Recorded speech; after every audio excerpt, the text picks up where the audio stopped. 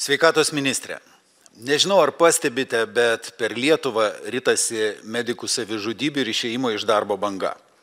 Prieš 2 savaitės Santaros klinikose nusižudė medikas, Šiaulių ligoninėje nusižudė akušerė, 21 metais nusižudė Respublikinės Vilniaus universitetinės ligoninės gydytojas urologas, nusižudė jauna medikė anesteziologė. Savo pareigas jūs einate 3 metus, mažiausiai 4 medikų mirtis. O gydytojų kolegos bijo net šnekėti dėl galimo mobingo. To nebuvo turbūt per visas sveikatos ministrų kadencijas. Medikų atstovai nuolat kartoja apie sisteminės bėdas, nežmoniškus gydytojų krūvius, nepakankamą finansavimą, perdegimus, mobingą, netgi sveikatos sistemą artėjantį krachą. Lyg to būtų negana, iš Santaros klinikų išeina 4 vadovaujančias pareigas užimantis gydytojai, apie kuriuos jūs visiškai nepanikuojate. Atvirai gydytojai kalba, kad viskas vedama link privačios medicinos, gydytojai pereina į privatų sektorių arba emigruoja. Ar manote, kad turite moralinę ir žmogiškąją teisę toliau užimti sveikatos apsaugos ministro poziciją? Ką pagaliau ketinate daryti ir ką jūs veikiate ten? Ačiū.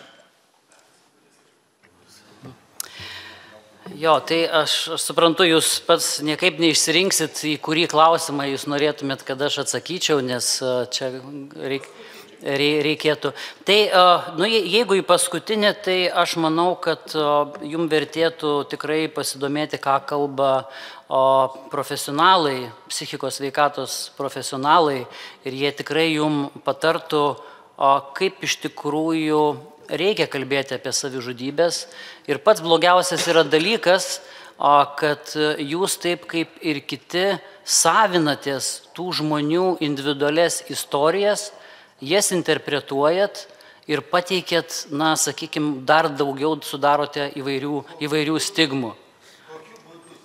Kiekviena savižudybė yra atskira istorija ir jūs jos nesisavinkit. Ir savo pasisakymų jūs jau sukūrėt įvairias teorijas, dėl ko jos įvyko. Jūs jau visus spėjot apkaltinti, nes jūs nei vienos tos istorijos nežinot ir nežinot tų tikrųjų priežasčių. Tai gal mes čia ir sustokim, gerai? Nes jūs tiesiog didinat šalyje stigmas psichikos sveikatos srityje ir savinatės konkrečių žmonių istorijas. Ir būtent tai yra labai nemoralu.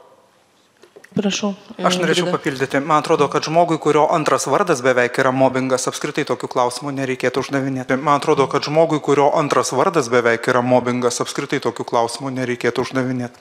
Man atrodo, kad žmogui, kurio antras vardas beveik yra mobingas, apskritai tokių klausimų nereikėtų uždavinėti.